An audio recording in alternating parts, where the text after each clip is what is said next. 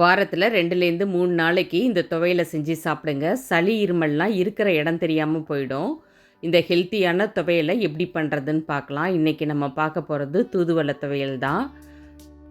தூதுவளை இலையில் நிறைய முள் இருக்கும். இது செடியிலேருந்து அப்படியே கட் பண்ணி எடுத்துகிட்டு வந்ததுனால காம்போடே இருக்குது. இதை நான் சிஸ்ஸரால் கட் பண்ணி எடுத்துக்கிறேன்.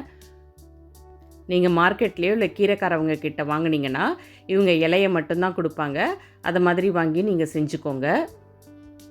கட் பண்ணி வச்ச இலையை நல்லா க்ளீன் பண்ணி எடுத்துக்கிறேன். 2-3 தடவை நல்லா வாஷ் பண்ணி எடுத்து வச்சுக்கலாம். துவையல் செய்கிறதுக்கு என்னென்ன இன்க்ரீடியன்ட்ஸ் தேவைன்னு பார்த்துடலாம். 1 டேபிள் ஸ்பூன் கருப்பு உளுந்து எடுத்துருக்கேன். வெள்ளை உளுந்து இருந்தால் அதை கூட நீங்கள் யூஸ் பண்ணிக்கலாம். 1 டீஸ்பூன் மிளகு ஜீரகம், கொஞ்சமாக கட்டி பெருங்காயம், 2 வரமிளகாய், நெல்லிக்காய் சைஸ்க்கு புளி, 12 பல் பூண்டு எடுத்துருக்கேன். இப்போது வாணலில் எண்ணெய் சேர்த்துக்கலாம். எண்ணெய் சூடானதும் உளுந்தை முதல்ல வறுத்து எடுத்துக்கோங்க. வீடியோவை பார்க்குறவங்க நம்ம சேனலை சப்ஸ்கிரைப் பண்ணிவிடுங்க. மறக்காமல் உங்கள் ஃபேமிலி அண்ட் ஃப்ரெண்ட்ஸுக்கும் ஷேர் பண்ணிவிடுங்க. உளுந்து நல்லா வாசனை வர வரையும் வறுத்து எடுத்துக்கோங்க. உளுந்து நல்லா வறுப்பட்டதும் பெருங்காயத்தை சேர்த்து நல்லா பொரித்து எடுத்துக்கோங்க. கட்டி பெருங்காயம் சேர்க்கும்போது நல்லா வாசனையாக இருக்கும். இது கூட 2 வரமிளகாயும் சேர்த்துடலாம். உங்களுக்கு இலை எந்த அளவுக்கு இருக்கோ அதுக்கு தகுந்த காரத்தை சேர்த்துக்கோங்க. மிளகு ஜீரகத்தையும் சேர்த்து அது கூடவே நல்லா வறுத்துக்கலாம். எல்லாம் நல்லா வறுபட்டதும் பூண்டையும் சேர்த்து அதையும் நல்லா கலர் சேஞ்ச் ஆகிற வரையும் வறுத்துக்கலாம்.